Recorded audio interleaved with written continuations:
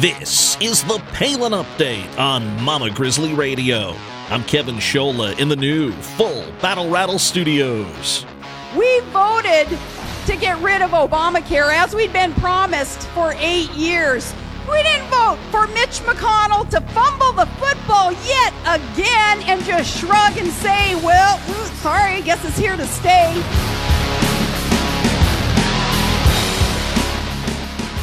It is always a great time when Kaya Jones joins us. The former Pussycat Doll and strong Trump supporter always speaks her mind and always stands up for common sense. Today, she's back on the Palin Update, and we can't wait to see what she has to say today. Kaya Jones is coming up. Plus, we'll have the latest national and Alaska headlines and Sarah Palin news. We'll visit the Crow's Nest with Tanya Crow in California, and a brand new installment of Liberty and Legacy with Tamara Colbert is coming up from Texas. Welcome to the Palin Update on Mama Grizzly Radio, available at mamagrizzlyradio.com and now available at sarahpalin.com by clicking the More tab. The Palin Update is sponsored by Full Battle Rattle. Full Battle Rattle, helping veterans suffering from combat-related disabilities through the healing power of music. Learn more at facebook.com/fullbattlerattle.abq. So happy to welcome Kaya Jones back to the show today. She was a Pussycat Doll, and now this Trump supporter is taking the country by storm with her music once again, and she's doing it without conforming to the pressures of liberal Hollywood. Kaya Jones, welcome back to the Palin Update. How are you, my friend? I'm good. How are you doing, Kevin? I am great. It's so great to talk to you as always, and so much to get to. And first of all, congratulations on your success of late. You've really had a big success with your latest music, and I want you to tell people about it. I want you to tell people where they can find it. Well, with The Heart Don't Know, I think I mentioned that to you. If I was going to sing, it was going to go back to just being very ethereal and pure, because I'm speaking my narrative finally for the first time in my life, and I just felt that I needed to record and write something that was from my heart and could reflect where I was right now as an artist and as a human being. And so What The Heart Don't Know, put it out, and had some censorship stuff that YouTube, they fixed, of course, because I took my narrative to Periscope with my girl Joy Villa, and they were censoring her too, and they rendered it for both of us, and the fans got me all the way to number 3 on the pop chart behind Taylor Swift the week she dropped Look What You Made Me Do and Pink, and I was just really grateful. But the video, the reason why the censorship even happened is because it's pro-military. Yeah, that's some girls. Yeah, that's some girls that can sing there. Kaya Jones, Pink, and Taylor Swift. So. Oh well, I was very honored that fans, just have been so supportive of the record, and it was paying homage to our military families, our girlfriends and wives of military, and friends and family that always feel like they're on the outside looking in. And so it just felt like that was the right direction to go with the video, and came up with the idea, talked to the director, and he was like, okay, let's make it happen. And so even the guy in the video, he's 16 years military. He's been my best friend of over 21 years. So What The Heart Don't Know, tell everybody a little more specifically. You said it's the first time you really were able to get out there and really talk about this on a personal level. So what is it really all about? It's really all about being on the outside looking in a love situation, and that sometimes you can't be with that person. Sometimes it doesn't work out, whether it be through death or it be through a death of the relationship itself. So it was for me, just about coming honest and clean with my narrative, with my voice, with integrity and sound. And I hope if you haven't checked it out, you can always find it on Amazon, iTunes, and all that stuff. But you can also see the music video on YouTube. And we're finally getting my numbers back up on YouTube, because they were censoring me for a minute. And I'm handed a folded flag, and it basically doesn't go the way that you think it's going to go. And so it just was right. It felt right to just be more about what I'm about, and coming from the Pussycat Dolls and doing all that bubblegum stuff, and then going into EDM. And EDM is still, a big part of what I am and what I love. And we can always make something that's a great song into an EDM track. But I think it starts with, really being pure and honest to the music first. I want to talk about how you're able to succeed and why you do it the way you do. Really a two-part question. First, I want to ask you this.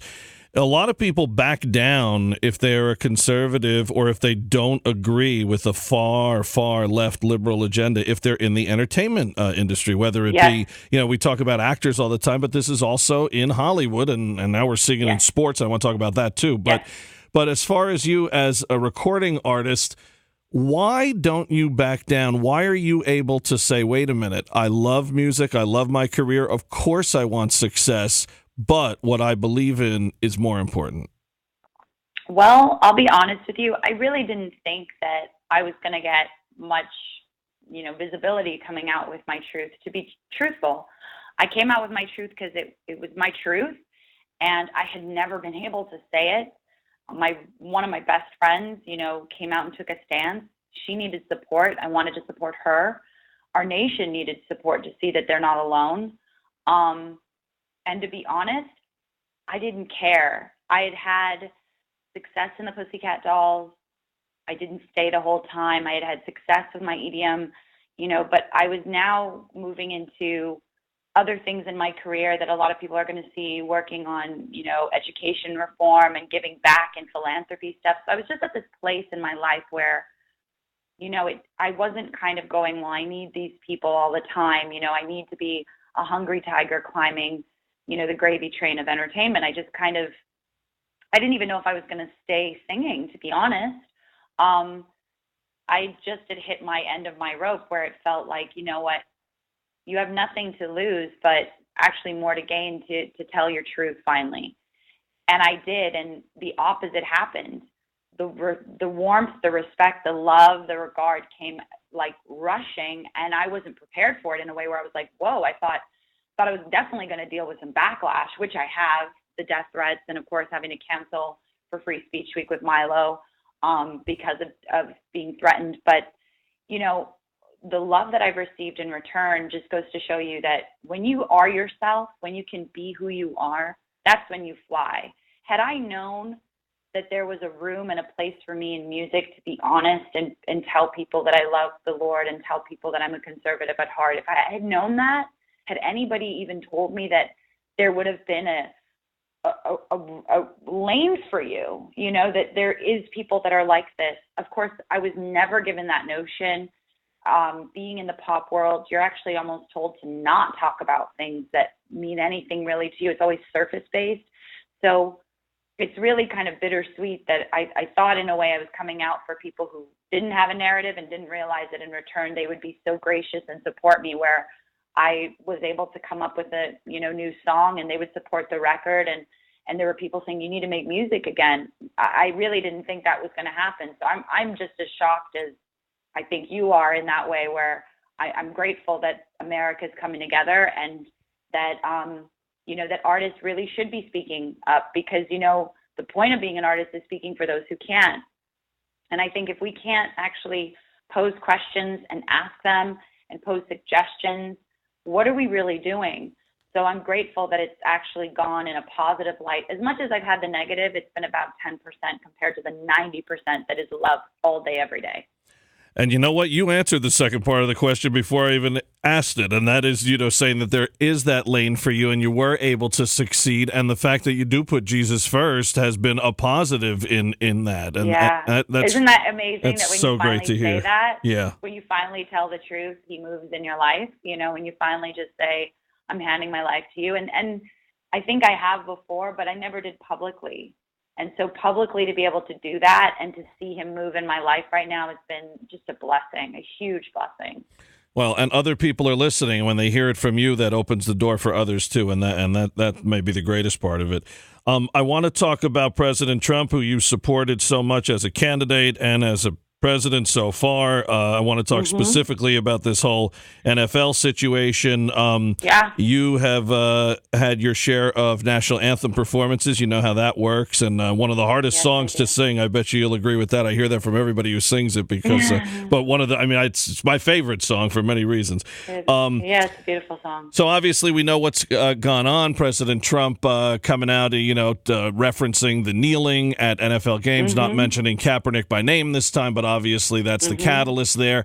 And then the president was attacked on social media by many NFL and NBA stars, as I chronicled on Breitbart a week ago. And we've seen this everywhere. Everybody knows who they are and what they're saying. But I want to ask you, should these athletes stand during the anthem? Why? And do you agree with President Trump? Yes, they need to stand. First and foremost, sporting events is the one place in my mind, other than in science, we say in science, it's not religious based. It's such an open platform when you talk about science and believing in science. And when it comes to sports, it's the one place community wise, doesn't matter your skin color, your creed, your religion, what country were born in, and now you reside in America. It's the one place where communities come together and they have something to root for in their hometown, in their city, in their sector, and they come together. It is not the time or the place to take a political stance. I'm not saying that those gentlemen don't feel that the African American community has been slandered in this country. That's not what the discussion's about. It's the time and the place. You're paid millions of dollars to perform and be an entertainer. That's what sporting is. I know I was part of a crew. It was the Pussycat Dolls. It's not the time or the place for me to have taken a stance on stage with those women that wouldn't have agreed with me. There are a lot of their teammates that don't agree with them, that they've now just basically put in an uncomfortable position. Then there are a lot of the teammates that want to kneel with them that now have been put into an awkward position. And to be quite frank, I want to wholeheartedly agree with our president. My grandfather is buried in Arlington. I sing that national anthem knowing that there's blood and bones on our flag. It is an honor to get to stand because there's many that can't, that are 6 feet under. And then there's many soldiers, including friends of mine, that have lost limbs in the Battle of War, that have a hard time walking, have a hard time standing. And it's just showing respect for your country. It's not about us being black, white, indifferent. It's about us coming together as Americans when it is a patriotic moment of a football game or a hockey game or a baseball game. It's about unifying the community. And so for me, that right there is antithesis of division. And I don't agree with it. I think wholeheartedly they're wrong, and the NFL needs to stand up and do something about this. And the owners of the teams need to do something about this. This is about unifying, not division. And it's the antithesis of division, what they're doing. I agree with you, and I love the way you said it. I hit some of those points recently, too, as far as the fact that you want to protest, you do whatever you want to do. This is America. No one is saying you don't have the liberty and the freedom to do these things. It's the fact that what does the flag, what do our soldiers, what does the national anthem have to do with any police incident, with any election, with any of these things that they're saying are happening right now in this country? Agree or disagree, it's not the what, it's the where and the how. Jim Brown, so many others in the past in the NFL had their share of social justice protests. Never did they do it during the games, before the games, or in front of the American flag. So it's a big difference. They could take a lesson from them. So I appreciate it, Kaya Jones. You have like I said, you're someone who's seen it from another perspective, out there singing that national anthem, and everybody feeds off everybody during that song. And for a performer, I can imagine if they look over and see someone on their knee. I mean, it's so just it's what that's the distraction they want. But that's why they've picked a very profound moment to do it. And I mean, look, we know that our country has good, bad, and indifferent things. Historically, we've had good, bad, and indifferent things, but it makes us America. Same way when you go to France, you want to see France. The same way when you go to Italy, you want to see Italy. People come to America to see America, and what we're doing is stripping America of its uniqueness in the world place by trying to take away our flag, take down our historic monuments and statues. Now the anthem offends people. It's just, to me, like complete hatred. And I'm half Native American, and I have people on my page all the time say, "Oh, how could you do this being half Native American? And how can you, not agree with what the stance is? Look what America's done to your people." Yeah, they are Americans, as I am Native American. And so it's not about what Americans have done to each other more so than that was then, this is now. Two wrongs don't make a right. Why did Martin Luther King die? Why did he die? Why did JFK die? Why did Lincoln die? Why did all these men take, bullets for a cause? If we're going to bring the cause back up 50 years later and it meant nothing, then their life for that bullet meant nothing. You have to pay homage in regard to the men in the past that stood up for freedoms, that stood up for liberty and rights and justice, and know that, yes, there's racism in this country. Yes, there's division in this country. Yes, there's hatred in people's hearts. But love is the one thing that can, completely shatter any hatred. And that's what Jesus is about, is turning your cheek and loving and still loving the hate and still loving the hater and always being of a positive notion, because that's what true unity is, and that's what can heal the planet. And so to say that they want to heal the planet and they want everyone to be one, but they're willing to disperse hate is the most ridiculous thing. It's just like, well, live by example.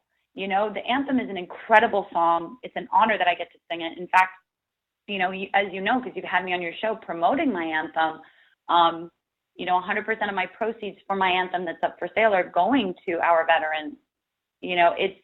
To me, it's an honor and a duty as an American to be able to sing that song as a singer. There's no greater honor, and there's no greater song I've ever sang in my life than that anthem. So to see that people don't want to stand and pay regard to the men and women that have died for their freedom, for the reason for you able to take a knee, Kaepernick and all the other men, they can take a knee, it's because there were men and women that died for your freedom. Freedom is not free. And when they understand that, God forbid they're ever handed a folded flag. I hope none of them are. But if they ever were, they would know to stand up. They would never question why you stand. That is why you stand. Maybe they need to go to Arlington and take a good look at those headstones. There's 400,000 of them there, and there's 28 every week that are added. Maybe then they'll understand exactly why we stand. Kaya Jones, well said. Appreciate your time. I hope you come back and join us again. I'd love to. Thanks, Kevin. For more on our great friend Kaya Jones, head to kayajones.com. Now it's time for Sarah Palin news, headlines, and more about Governor Palin. Palin's words here: what a horrible, swampy culture that accepts, elevates, and celebrates this stuff. Hopefully this puts some things in perspective for many, and hopefully all can see the light and make real change very soon. To find out what the governor's talking about, head to mamagrizzlyradio.com. 2 words: taxpayer money. Our condolences to the Hickel family. Alaska's former First Lady Ermely was a class act. She will be greatly missed. God bless Sarah and Todd Palin. Never ask how low can they go, because they always find a way to go lower. Liberal philosophy equals free speech, only when we agree with it. Hypocrisy coming from the woman who said that not accepting the results of the election was a direct threat to our democracy. A reminder of their sacrifice each and every day to protect our freedoms and liberties. Our continued prayers for Mexico, unleashing all tools available to combat terrorism. Let our law enforcement do their jobs. And a big thank you to Governor Palin for featuring my story on President Trump and mental health. To read about all of these stories, visit the Mama Grizzly Radio Facebook page. To see any of the governor's posts in their entirety and to read her devotionals, visit Sarah Palin's Facebook page. Follow her on Twitter at Sarah Palin USA, and don't miss the news, sarahpalin.com. Now let's head to the crow's nest. Here's Tanya Crow. Thanks, Kevin. I know that we voted for change in November 8th, and I still see the possibilities. But my concern, and it's always been there, but for some reason this week it has become incredibly strengthened. My concern, that is, over how powerful the tactics that Obama used for the 8 years of his presidency and many years before that in all of his community organizing. And all I have to say is there's a very specific book called Rules for Radicals by Saul Alinsky, and it's worth a read because it is exactly what is being perpetrated by the left and the progressives. They're skilled at it. They're well practiced at it. Hillary Clinton as well, and so many others that are taught, just like the Islamists of the world are taught to disguise their true ends, their goals, and the means by which they are willing to go to meet those ends and meet those goals have no limits. And I just find it very important to shine a light on how potent and powerful and, need I say, organized these tactics are. And it's time that we realize and open our eyes to the real threat that is out there to our civility, our society, our way of life, our Americanism, by these troubling Marxist tactics that are being used against us. And just like with anything, it's important to educate ourselves, to know, and to have the courage to face our enemies head on. God bless you. God bless America. Till next time, this is Tanya Crow with Mama Grizzly Radio. Tanya Crow on Mama Grizzly Radio. More from the Crow's Nest next week. Now, the Palin Update with Kevin Scholla presents Liberty and Legacy. Here's Tamara Colbert. The establishment GOP is reeling from the Judge Roy Moore win in Alabama this week. More importantly, there are winners on the horizon, including Dr. Kelly Ward in Arizona, who is now 26 points ahead of current Senator Jeff Flake. You can call it the populist uprising. I like to think of it as the grassroots going rogue, following the lead of our favorite governor, Sarah Palin. The socialists have their resist, but the grassroots, common sense Americans have their rogue. We are the resistance to the swamp juice that Congress is peddling. Judge Moore won because of the Trumpists, the rogue, the deplorables who are fed up with the status quo. September 27th would have been the 295th birthday of the father of the American Revolution, Samuel Adams. Moments define us. Moments of adversity reveal character. Moments of challenge disclose courage or cowardice. Defining moments like these reveal leadership. America is in desperate need of leadership. We elected Trump as president in November. He's leading, but he's stuck in the swamp. He's inside the Beltway. And what he's realizing, and the rest of us are realizing, he can't do it alone. And certainly the solutions that we need to fix America will never come from inside the Beltway. They're out here in regular parts of America, in the mountains, in the deserts, on the plains, at the coasts, in the South. This is where the solutions are. I'm wondering how Trump is being duped by the folks around him, like Jared, his son-in-law, telling him to support Luther Strange. That's a bit strange. I think it is anyway. Sam Adams said the liberties of our country, the freedom of our civil constitution, are worth defending at all hazards, and it is our duty to defend them against all attacks.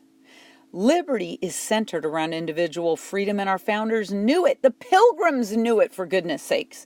George Washington said that the preservation of the sacred fire of liberty and the destiny of the Republican model of government are justly considered deeply, perhaps as finally staked on the experiment entrusted to the hands of the American people. Let me just say that one more time. The Republican model of government. We are not a democracy. America is a republic. If we, the people, let our nation, our freedom, and this experiment slip through our hands, then the entire experiment of individual self-governance is gone. Over. And anyone dreaming of a utopian government where the centralized state is the most powerful over the citizen will gloat for millennia. Leadership is required right now to reverse this damaging course, but it isn't necessarily leadership from Trump. Every single citizen of the American Republic must make hard choices to lead or follow, be active or passive, to be part of a solution or ride along oblivious to the impending disaster, embrace individualism or clasp the false fairness of collectivism. You must choose liberty or accept tyranny. Every single person will be affected, and those who refuse to choose have already made their decision, and it's the wrong one. Friends, liberty is ours to keep or lose. I've been reading a great book called 7 Leadership Lessons of the American Revolution, and it says that Sam Adams was not a man to be trifled with. He was an agitator for liberty. I am an agitator for liberty. Sam Adams was not contented because contented men do not lead rebellions.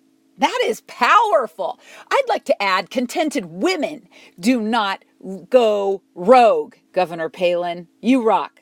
Sam Adams, he was really the first community organizer in America, not because he wanted to amass power, but because he wanted to make sure the power was dispersed where it was supposed to be, and that is in the hands of the American citizen. And I love it. Sam Adams organized patriots and like-minded citizens who were passionate about freedom, getting the British rule out of the 13 colonies. And he called these patriot networks the Committees of Correspondence. And they wrote and spread pamphlets and wrote in newspapers and anything else they could print that would help them spread information about the growing dissatisfaction with British rule. This definitive defense of the Boston Tea Party was written by a 19-year-old patriot and college student named Alexander Hamilton, who signed his work almost 1 year to the day after the Boston Tea Party. He signed his work as, quote, a friend of America. This was his first major political treatise, and in it, he talked about civil and religious liberty always going together. Quote, if the foundation of the one is sapped, the other will fall, of course. So here we are. Now is the time to act, to do, to be relentless. It is time to commit wholly to the cause, because our cause is just and our cause is everything. We are at a precarious position. We are a year away from midterm elections. But unfortunately, we can vote our hearts out. We can get the right people in office, and they still can't drain the swamp. This is why I'm working with the Convention of States Project. You can always visit it and learn more at conventionofstates.com. Sign up, sign the petition. We have 2.3 million Americans, over 1,000 people coming every day, signing up and signing petitions and getting involved. Sam Adams believed that it doesn't require a majority to prevail, but rather an irate, tireless minority keen on setting brush fires in people's minds.